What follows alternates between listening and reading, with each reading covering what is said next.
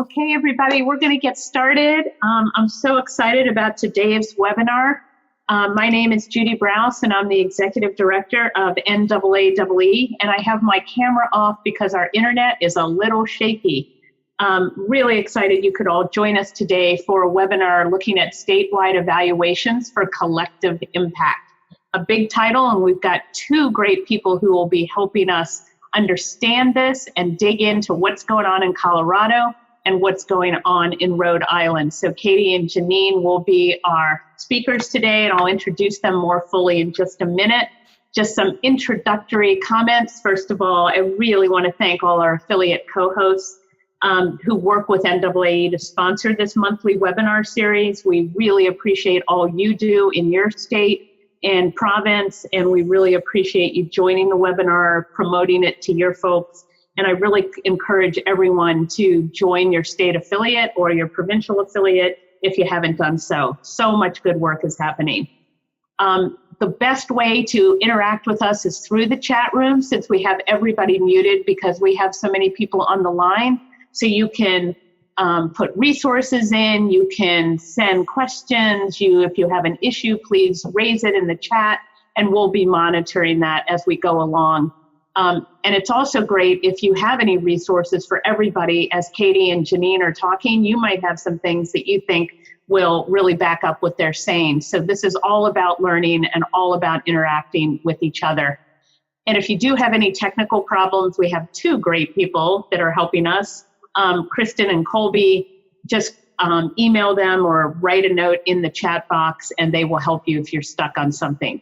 So thank you, Kristen and Colby, for helping on all of this. And, today we're going to be focusing on evaluation, and it's such an important topic for our field. It's important for NAAEE, and there are so many wonderful resources that can help you if you're looking at evaluation with your individually, what you want to do with your programs, with your organization, and more, as we'll talk about. So, for example, you could join the research and evaluation group on EE Pro and interact with a lot of people who care about research and evaluation. You can take a look at the EE Learn module on research and evaluation, and you can hear from a lot of the best thinkers in this field about what's the difference between research and evaluation and how can I help, how can they help you learn more about what you're doing. And then resources like Martha Monroe and her colleagues' book on evaluating your environmental ed programs. And we're working on a new evaluation portal. Katie is part of this, and it's being led by Duke University and Charlotte Clark. And we hope in the next 2 years to have an evaluation portal that does have resources and help, whether you are looking at how to evaluate your program individually, whether you're looking at how can my organization do a better job in evaluation. And what Katie and Jeanine are going to be talking about too is collective evaluation. What does it look like to actually roll up our outcomes in a way that we can better measure our impact collectively? So really, really excited about this webinar and the portal that's coming up in 2 years. So I'm really excited to introduce our first speaker for the webinar, Katie Navin. Katie has been active in the field of environmental ed for more than 10 years, and many of you know Katie. She studied natural resource interpretation at Colorado State University. Then she went on to get her master's in curriculum and instruction with an emphasis on EE from Florida Atlantic University. She served as an educator and developed curriculum at organizations ranging from museums to residential outdoor facilities in 7 different states. She joined the Colorado Alliance for Environmental Education in 2008. And she's done such amazing things ever since. She's led the environmental literacy plan efforts in collaboration with the State Department of Education. She was also selected to sit on both the Colorado Academic Standards and Assessment Review Committee, and she has been instrumental in helping to move the field forward. And she's the chair of the Affiliate Steering Committee and active in the environmental education community at the state and national level. So, Katie, take it away, and I'm going to give this to you so that you can share your screen. All right, thank you. Well, thanks for that great introduction, Judy. I'm excited to be here and excited to talk about the work that we're doing in Colorado around collective evaluation. So First things first, before we get started, I just want to ask, how familiar are people with the term collective evaluation? So we're going to throw that up there in a poll. You should be able to click on the answer that applies to you, and we'll just take a few seconds to let people put their answers in.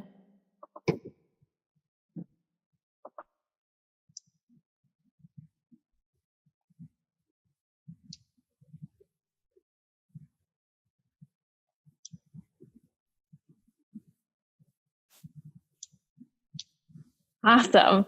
So it looks like we have all over the board in terms of kind of where people are at, brand new to some, and some might even be involved in it. So that's great. So we'll talk a little bit more about what it is and what we're doing with it in Colorado. And I think the projects that Jeanine and I are going to talk about today are very, very different, but what they have in common is that we're both using data at a state or regional level to really think about how do we advance EE. And so as we're going through this today, I hope you think about ways that you might be able to use state level data in your states. So if you are not familiar with collective evaluation, it's basically a process where multiple people are using similar tools to collect and share data for a couple of different reasons. It might be to align their efforts, might be to help hold each other accountable. And you see that a lot in collective impact efforts. And then what we're really looking for when we're talking about collective evaluation is how do we tell a broader story about the impact that we're having? So the project we're doing in Colorado, we're calling Collective Outcomes Colorado, and the Colorado Alliance for Environmental Education has been working on this project with a consulting firm called Blue Lotus Consulting and Evaluation. And Corey Colvin-Williams and Kelly Keena are the co-founders of that consulting firm and have been absolutely instrumental in really helping us figure this out and put this together and dreaming about what it could look like. So I highly recommend anybody who's looking at this work, check out Blue Lotus. And we've been, with the generous support of the Pisces Foundation is how we've been able to do this work. So we're very appreciative to them for all of their support. So we basically sat down with 4 goals when we started this project. One, probably the biggest one, was how can we demonstrate how EE contributes to quality of life? How can we tell a better story about this? And we know that environmental education is so episodic that sometimes it's hard to connect the dots between one field trip and how that's leading towards things like conservation or improving education. So how do we connect the dots between those things? We also wanted to build capacity for evaluation. We know among our members, this is something we hear about a lot, that our members are looking for tools for evaluation. It's something that not a lot of organizations have a ton of time for. So how can we make it easier, and how can we build the knowledge and skills of the organizations in our network to make sure they can do evaluation? Our goal is to come out of this with a framework for how we can evaluate EE with common elements. We know every organization might do it a little bit differently, but if we have that common framework and that a common way of talking about the impact that we're having, how much stronger could we be?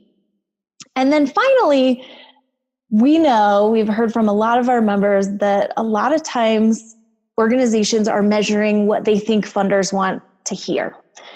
And so how do we start from the beginning and involve funders in the conversation so that those goals are aligned and that practitioners and funders have the same goals for what they want to hear from evaluation? And so how do we build that into the process? So that was an important goal for us. So our work really came together around how do we connect the dots between these organizations, programs, communities, schools, and their evaluations to this bigger impact that we're defining as human and environmental health and well-being. And how does collaboration happening in the middle make that work and help us draw those lines? So we're calling it wiring the network. And so there's a lot on this graphic, but what you'll see here is that there are a bunch of programs that are kind of this base level here that all feed up into organizations or schools or community groups. And we know that they're doing evaluations, and oftentimes what we see happen is those evaluations definitely help support the organization improve their program. And then they oftentimes will be sent to a funder or a stakeholder or whoever that might be, but it stays within that silo. And so we started to think about what would it look like if we were also sharing information across organizations.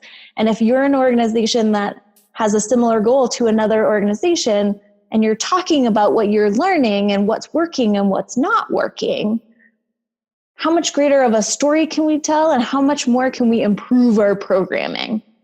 And so really wanted that continuous improvement and learning to be a really strong component of what we were building. So the first step in doing a collective evaluation is figuring out what you want to evaluate. And so over 2 years, in a series of community meetings, we brought together practitioners, researchers, evaluators, and funders to all talk about what are our common goals and what do we really want to measure? What would we want to roll up between our organizations? And out of those community meetings, 5 impact areas emerged. And those 5 impact areas aligned with what we were seeing coming out of the funding community and how they were defining funding priorities, which was really helpful and convenient. And so we actually used the wording straight from the Blue Sky Funders Forum in terms of how they were defining those outcomes. But we're looking at this in terms of environmental education contributes to all of these things. We may not be 100% responsible for them. There's lots of other initiatives and programs and projects that are contributing to conservation outcomes or social justice outcomes. But how do we measure our impact in these areas? So what we did is we took those 5 impact areas and with a group of researchers and evaluators really sat down and developed what we're calling leverage points. And you can see those leverage points kind of listed on the left-hand side of that graphic there. Academic participation, connection to nature, community and civic engagement, diversity, equity, and inclusion, well-being, and workforce or green jobs. We felt that these leverage points really, you could find them across any one of the impact areas.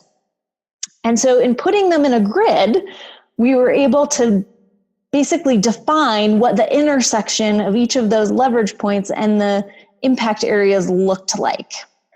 So for example, in the connection between health and access and connection to nature, we defined that as through increased connection to the outdoors, all Coloradans are physically, mentally, emotionally, socially healthy and well.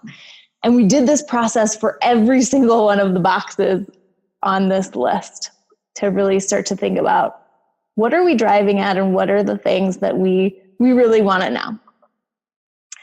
And then we unpacked each one of those boxes and talked about if that's our result, what does that result look like? And what are indicators of those results? What's the data that exists already and what do we need? And how do we find some of the other data that exists? So this was a long process to really develop a long list of indicators. And then we really had to work within our community to narrow those down into what indicators are the most important to environmental educators, funders, and evaluators to be measuring and looking at. What are the things we would want to roll up and look at across organizations? And what we ended up doing is we used a process called results-based accountability, and we divided those indicators into a couple different groups. One of those groups is the program indicators. Those are things that programs would actually measure. And a A lot of them are the things programs are measuring right now: increase in knowledge, increase in attitude, things like that. The population level outcome or indicators that we came up with were higher level. They're things that you might see funders looking to measure or have to really see progress in. And they're things that programs can't actually measure. And we can't necessarily draw a clear line from those program level indicators to those population level indicators. But we can use research in the middle to connect the dots. And so that's what we're trying to do. Just as an example, here's one example of some of the indicators that we came up with for conservation. So an increase in water, air, and soil quality is something that's a benchmark that we can look at. It's the end game. It's where we want to get. But just from measuring what we can measure in programs, we might not be able to completely connect the dots without using research in the middle. So the population level outcomes are something that CAAEE and Blue Lotus is going to measure and keep as benchmarks, whereas the program level outcomes are something we want programs to be measuring and looking at. So it's been 2 years of putting that all together and developing those outcomes at the population level and at the program level. So just actually last week, we started our first pilot evaluation. We're starting with just 4 organizations, and we're in the process of going through those indicators and really looking at which ones make the most sense for those 4 organizations, and designing and picking out the tools that we'll be able to use with those organizations. They'll be collecting data over the summer and the fall, which we will be pooling up into a collective evaluation early next year. And our hope is to learn a lot about the process, learn how this goes, create a learning community among these 4 organizations to hopefully scale this in the future. We also know that we're never going to be able to have all of our organizations in Colorado participating in a collective evaluation. That's a lot of data coming in all at once. But we would like to create a toolkit that is available so that organizations who maybe aren't contributing their data to being rolled up can still align their programs and get access to more evaluation tools than they may have had access to before, that they can use to measure those indicators and outcomes. So when you look back to our original goals and the pilot, we're really hoping to build capacity for those 4 organizations, and they're actually going through a series of 4 workshops that will build their skills and enable them to do their own program evaluations. We're also creating a framework for this evaluation that will work across those 4 organizations who are all very different, have very different audiences, but we're looking for what's common and how can we, what do we share between those programs. And then once we're able to roll that up, we'll be able to pull out all the research that connects those program level outcomes to some of those bigger population level outcomes where we see interest from funders. And when we're able to tell that story and draw that line in a much clearer way, we're hoping that opens new funding sources for us, opens new doors to be able to look at different ways for organizations who have said in the past, I don't fund environmental education. Hopefully they'll be able to see that the outcomes that they want to achieve, that environmental education is helping to achieve those outcomes. We're also working with a group of funders who have been participating with us along the whole pilot, and we're hoping to establish a funding pool with contributions from each of these funders that will help support organizations in their time in doing evaluation, because we know that that's hard to do and often falls out of grant requests and things like that in favor of more programming. And so we're hoping to create a way to help create a little more time and space for organizations to actually do this work. So very excited about that.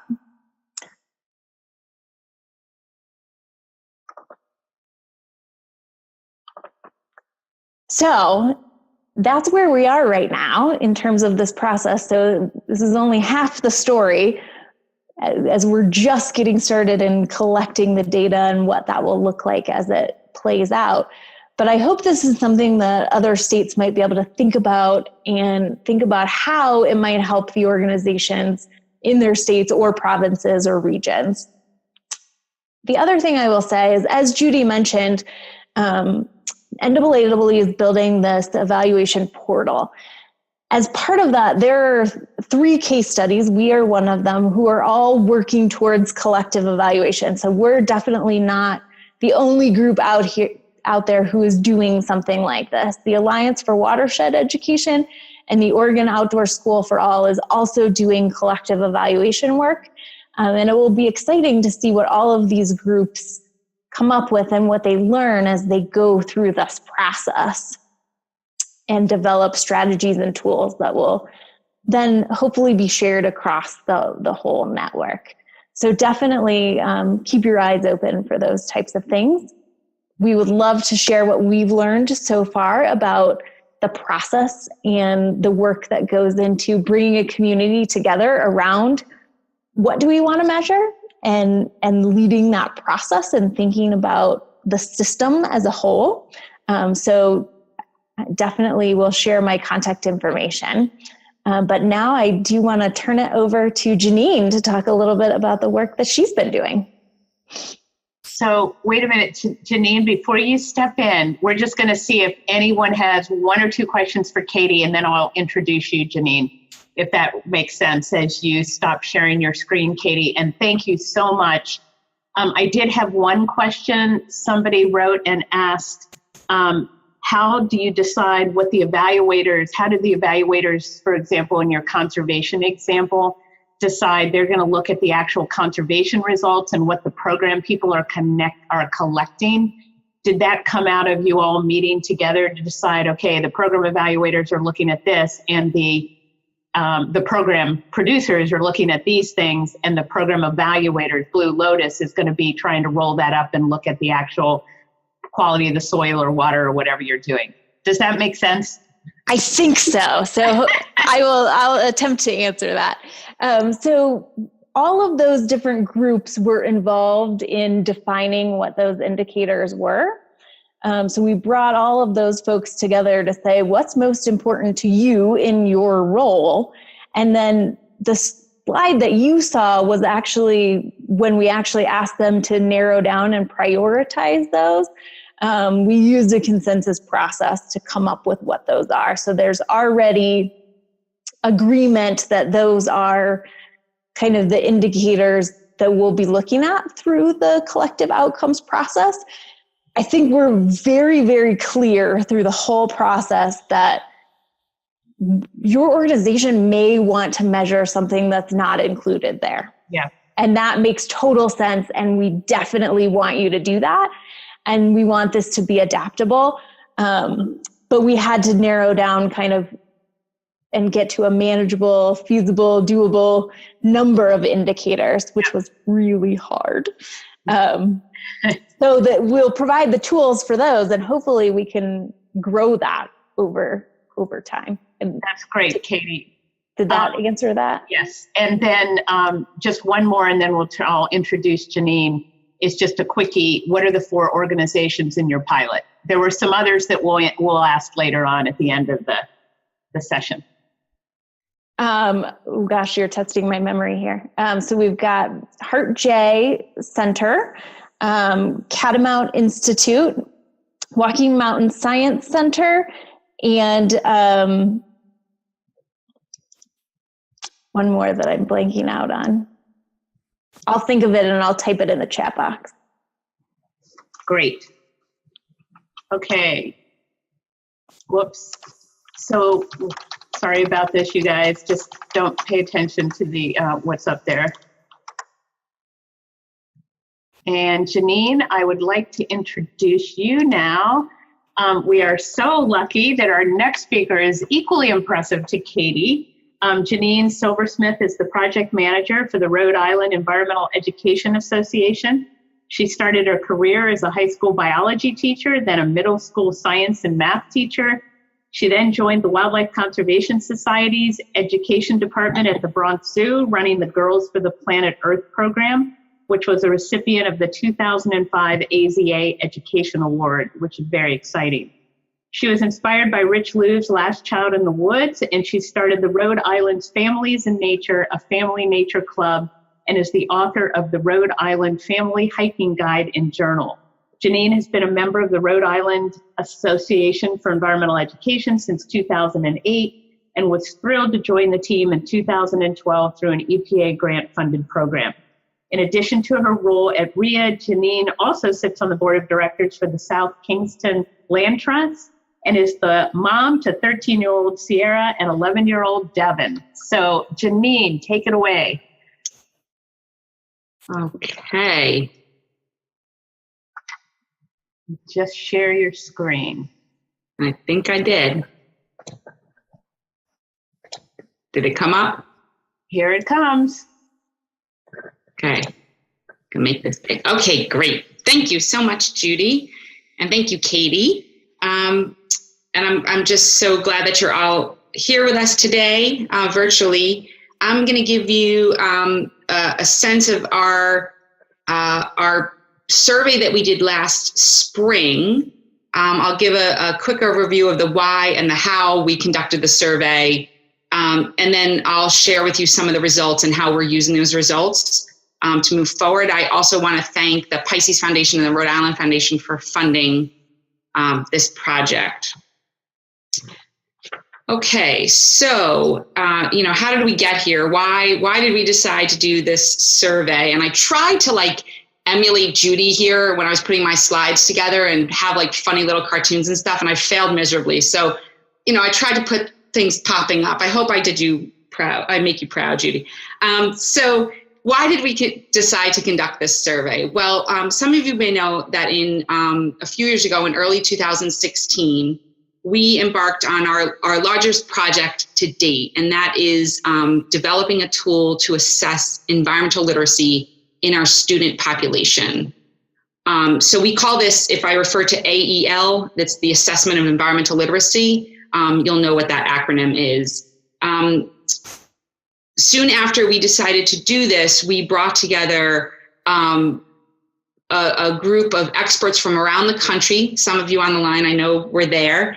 And also local, Rhode Island stakeholders to come together with the goal of creating a blueprint for how we create this assessment tool.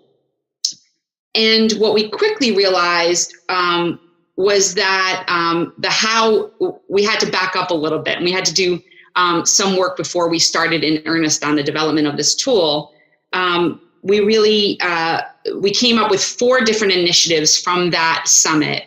And one of them was this survey. So what we wanted was a snapshot or an inventory of what environmental education is happening right now in the state, so that we could use that to inform our process with this AEL tool. I don't want to spend too much time going into our process. I'll just highlight a couple of things, and then if you want to have a conversation with me about the nitty-gritty, please reach out. I will say that we pulled together a committee of informal, formal, and higher education folks to kind of start this work. And we hired an expert in the field of survey design. She happened to be Rhode Island based and had worked with public schools in our state and also a lot of other organizations. So we were really happy to bring her on board. I also want to say that we did have a pilot survey, which I highly recommend. So that the survey itself was for teachers and administrators in the state of Rhode Island. And when we sent out this pilot survey, we sent it to about 100 teachers and administrators, and it had kind of a survey within the survey so that we could ask them questions about the survey they took And then we can go ahead and make revisions before we implemented it last spring. Okay. All right. So what were our questions? Well, basically what we asked could be outlined in like 5 different, or grouped into 5 different categories. And so the first was like what they thought about environmental education, what their beliefs were. Did they know about the impacts of environmental education, what they thought about them? We asked what gets in the way of them engaging in environmental education and what motivates them to do the same. And then we asked them what issues they address in the classroom and how they do that. And the last was what they saw as what would be most and least helpful to them actually doing more environmental education.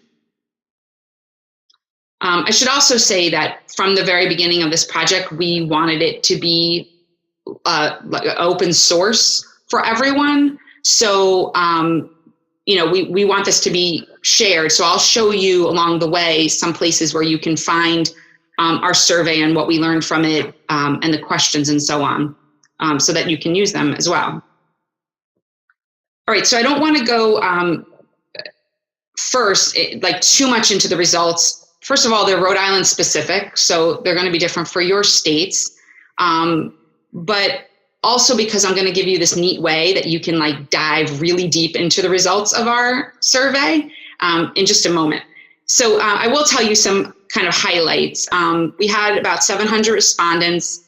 The majority were teachers as opposed to administrators. Majority were not science teachers. A lot of that had to do with the fact that many of them were elementary teachers and did not kind of identify themselves that way, we're imagining. But there were other non-science teachers in different levels, and the majority were public school educators.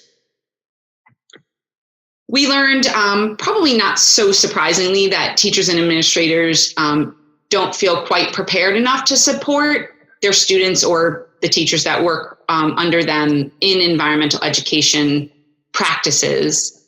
And we did see a positive correlation between how much they knew about the impacts of environmental education and how positively they felt about it and how committed they were to doing it. We did see a negative correlation between them feeling prepared and perceived barriers. So that is to say, the more they felt prepared to engage students in environmental education practices, the less barriers, less perceived barriers they saw to doing it. We did have an intern this year, which was wonderful, and I think she's on the line.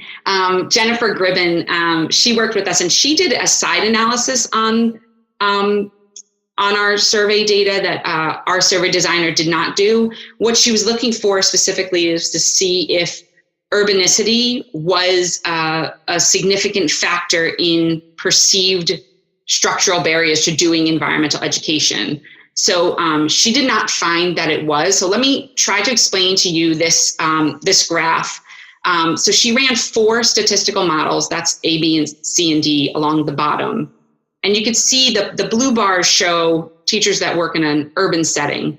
And so even though there was an increase, if it was an urban teacher, we saw a slight increase in what they thought were structural barriers to doing environmental education, but none of those were, in none of the models did we see that was statistically significant. However, you'll see the orange bars relate to private school teachers and the gray bars are science teachers. And so with those teachers, we saw actually fewer perceived structural barriers, and those actually were statistically significant.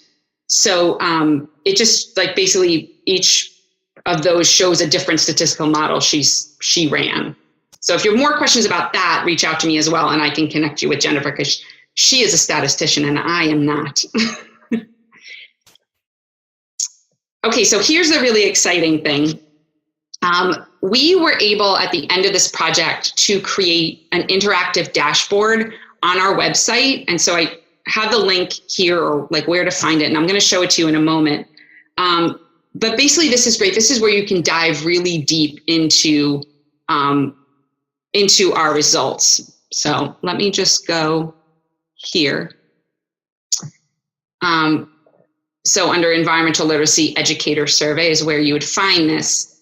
So first and foremost, you see that there's an executive summary and the survey report here, as well as the survey questions.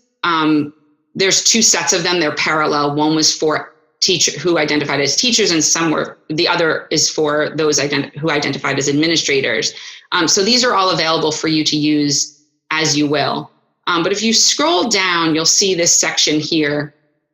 And those 5 categories I explained to you before are all along the top. Kind of a description of what that category asks the teachers is there. And then along the left side in this one are the questions. Oops, sorry.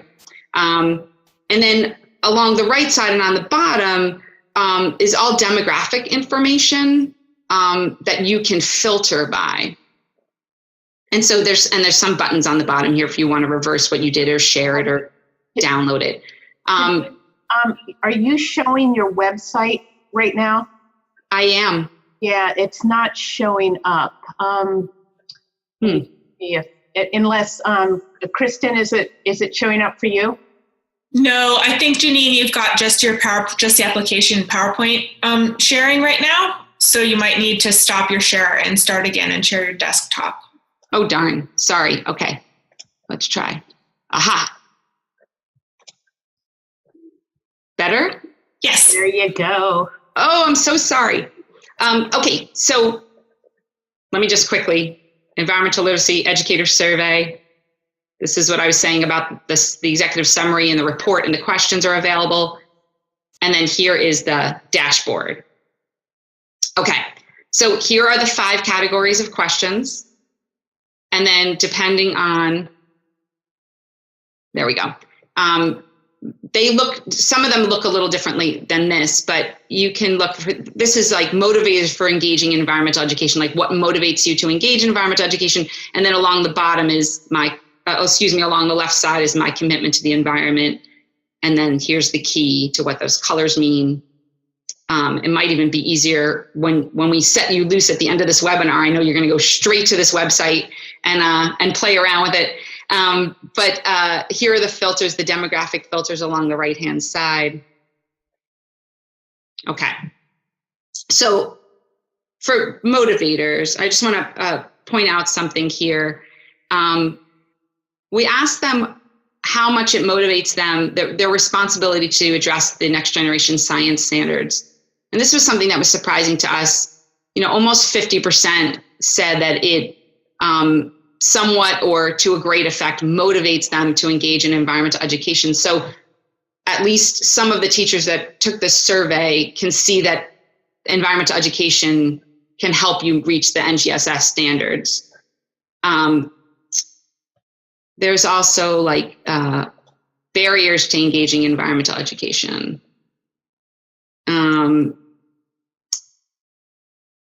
My eyes are horrible, so bear with me. So right here, curriculum already too crowded. That was the one that ranked kind of the highest as the barrier, which we might have guessed, but now it's confirmed to us.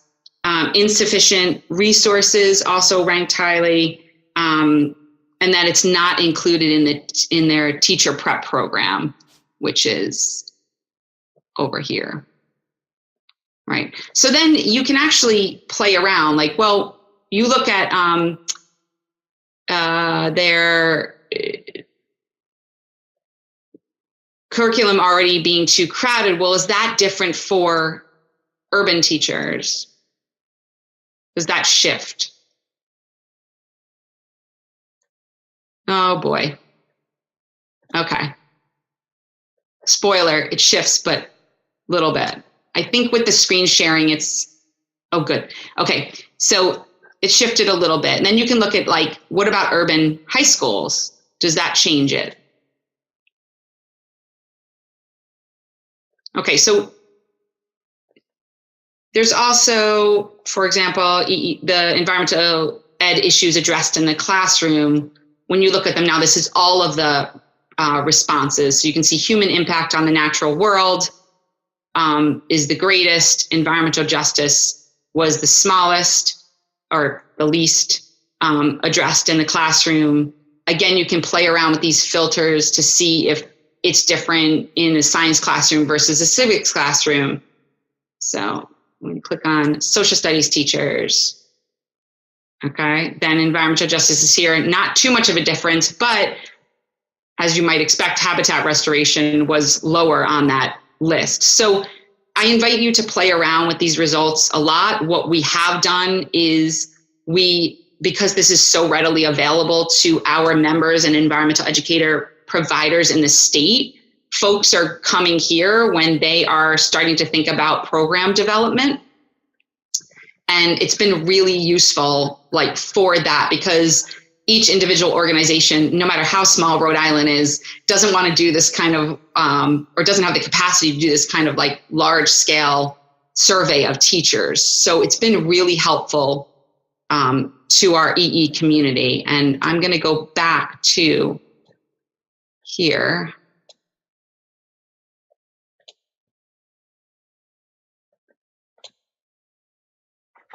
Okay.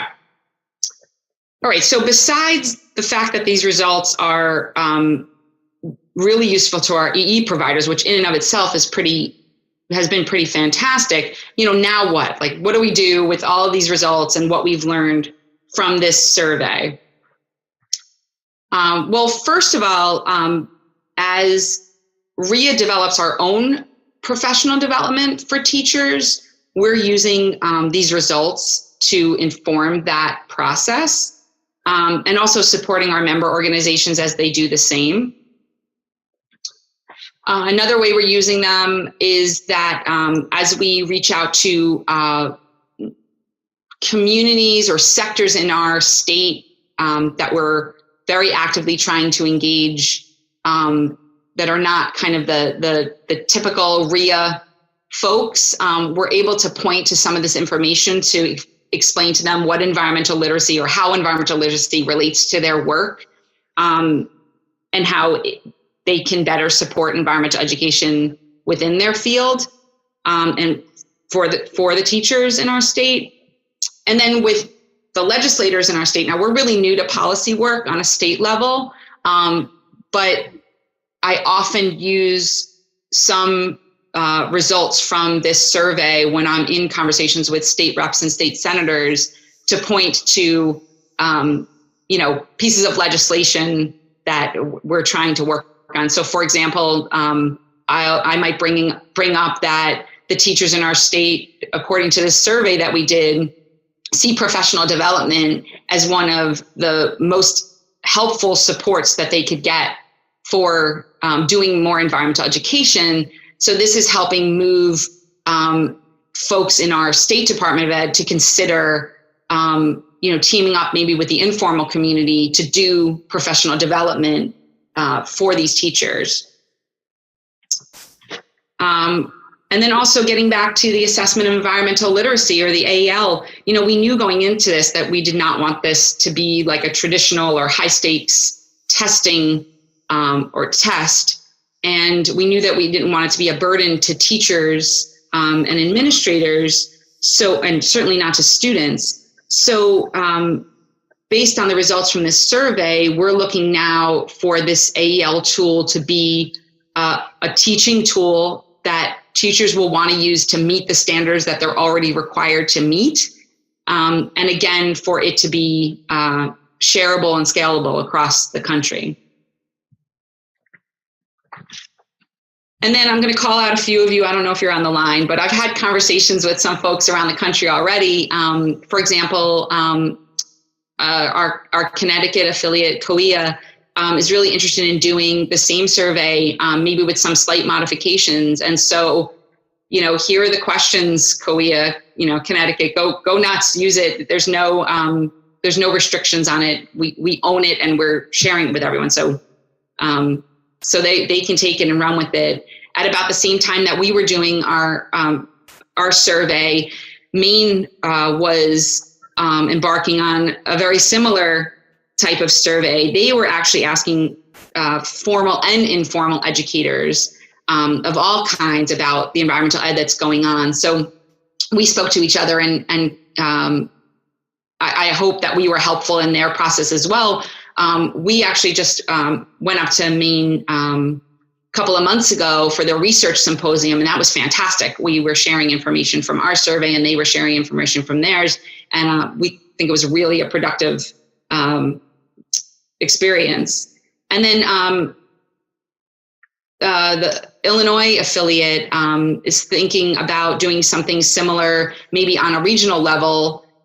So just explaining like kind of how we promoted it with no money, or, you know, the process we use to create these questions, you know, we're hoping is really very helpful if that happens there. And of course, you could be next. So if you are, here's what's available to you. The dashboard, the summary, the report, the questions, a conversation with me at any time,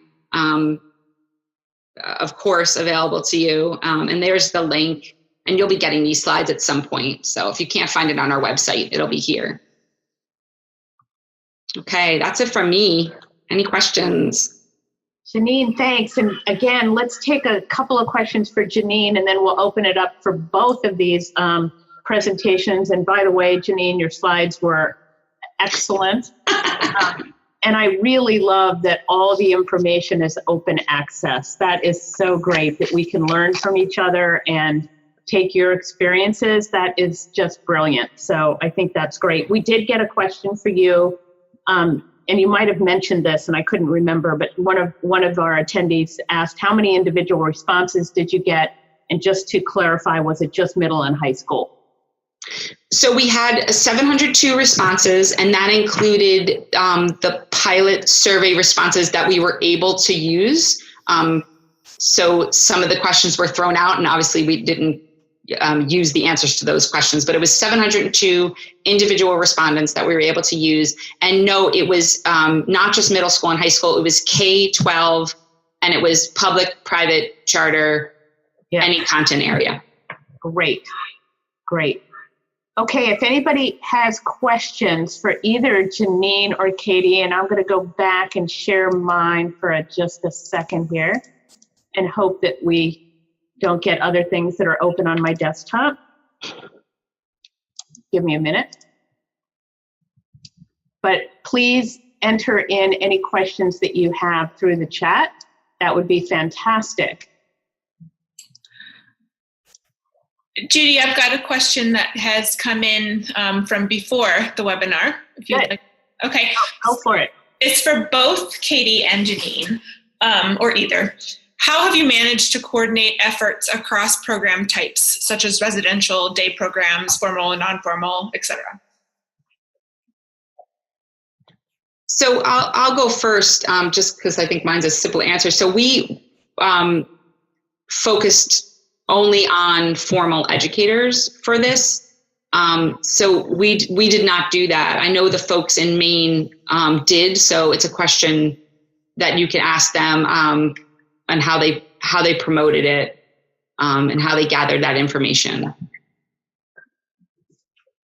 Yeah, so I think for us, because we're like just starting the evaluation part, that coordination happened in collecting feedback. And so we made a really big effort to try and get lots of different organizations to contribute. And we defined environmental education purposefully very broadly. And so we did a concerted effort where we actually paid organizations stipends to come give input that we kind of thought might not define themselves as environmental education, but were definitely contributing to these outcomes and had programs that might fit. And so we really tried to get a lot of different types of organizations to comment and help prioritize which ones were the most important.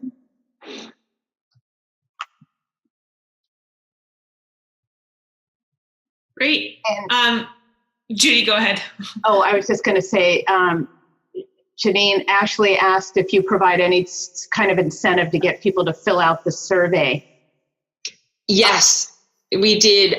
For both the pilot and the general survey, we kind of followed the advice of our survey designer, who said that basically the research shows that the standard in the industry, if you will, was to offer people a chance to win one of many large prizes. So for the survey, we had 5 $100 gift cards.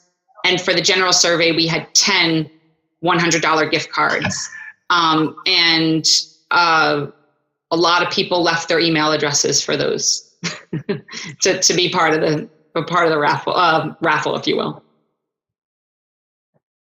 Great. Go ahead, Kristen. You had something else. Thanks. Yeah. So this question is for either Katie or Jeanine or both. What EE programs conducted evidence-based studies? What were the metrics and how were the studies conducted?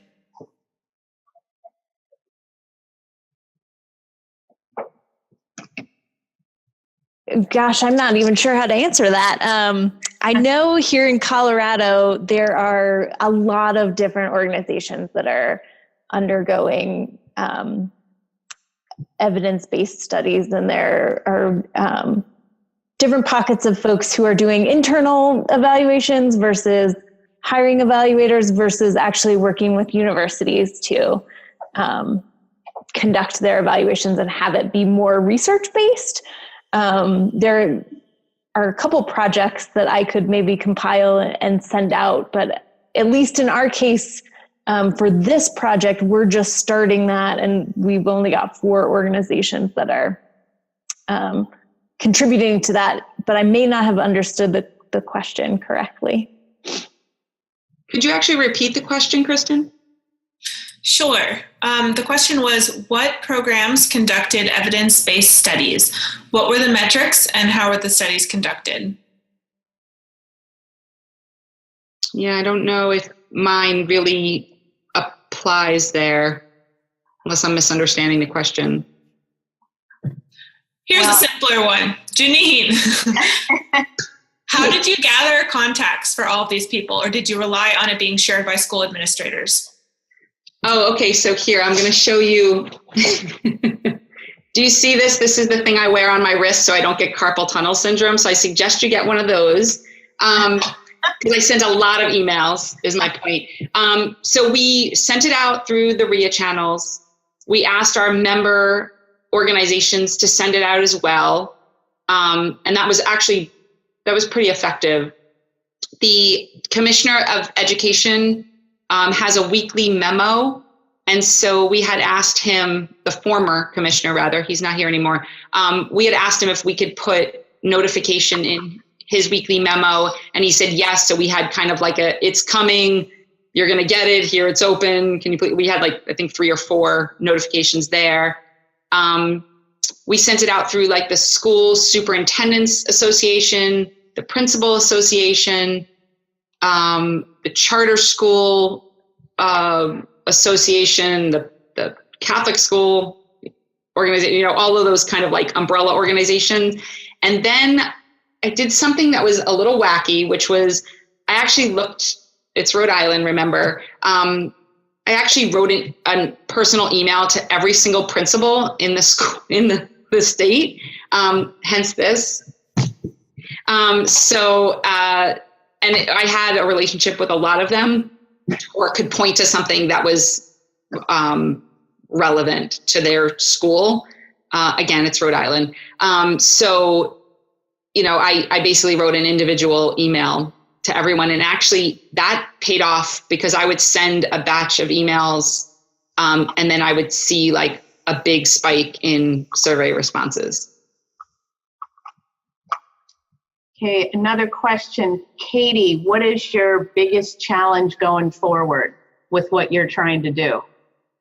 Great question. I think, so this is very much a learning process. So we are, at every step of the process, we're kind of adjusting and thinking about what makes the most sense. So right now we're at the stage of trying to pick out the tools and make sure they work for the 4 organizations that are participating, but also that they're much more broadly applicable. So that's kind of our at least our near-term challenge. But I still feel like our biggest challenge is still going to be, we're going to get these great results. And it's how do we communicate those, and how do we generate the tools to tell that story most effectively? So I think that's still kind of an upcoming challenge that we'll really want to think about as how we can do that. And Jeanine, the other question for you was, what are you most excited about what you learned? Oh gosh, the most exciting thing for me was that the teachers said what they wanted more of was professional development. I mean, when we walked into this, I thought, oh my gosh, they're going to say funding. They're going to say funding, and that actually was not top on their list. So it was professional development was the one that was ranked number one the most. And then like resources and materials, which you could say is funding, but funding was actually an option. So that's really exciting in Rhode Island, especially because for a number of years now, teachers here have had no professional development requirements at all. It's been kind of very frustrating here. Teachers are frustrated by it as much as any of us. So the fact that they want more of it and they think that that would be the most supportive, I feel like we're kind of poised to make that happen. The informal community is, at the same time that RIDE, our Department of Education, is reinstating those professional development requirements. So that was the most exciting thing. Well, thank you two so much for the great information. I'm just so excited by what both of you are doing, and collectively what it means for the field, and from an advocacy point of view, from an education point of view, from being able to track what we're doing. Just wanted to throw it out to you. Any quick final thoughts, and then we'll wrap it up. I would just say I'll share my contact information, and feel free to reach out if there are more questions, or if you want more information about how we went through this process. Yeah, same thing here. I'm happy to speak to anyone and share whatever you need. Thank you both so much. Really interesting webinar. Really appreciate all that you're doing. You will be able to find this recording. There are probably some things you want to hear again on EE Pro, and we hope you'll check that out. And again, we put in the link so that you could get the PDF of the slides. They were really helpful and interesting. And I would take advantage of Katie and Jeanine saying that they will be happy to answer additional questions. We do have some great webinars coming up. Our collaboration with the U.S. Forest Service and EE Inspire. We will be focusing in on the collaborating and engaging communities using our guidelines for excellence on May 28th. And then on July 2nd at 4 o'clock Eastern Time, we have Megan Bang, who is a professor at Northwestern. And if you haven't heard Megan's work on science, learning, Indigenous people, she is fantastic. So I hope you'll join us for that one as well.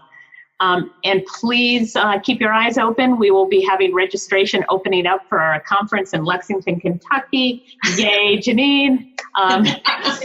And I hope to see many of you on this webinar there. And Kristen and Colby, thank you. Jeanine and Katie, thank you. Have a great afternoon, everybody, and thanks for joining us. Take care.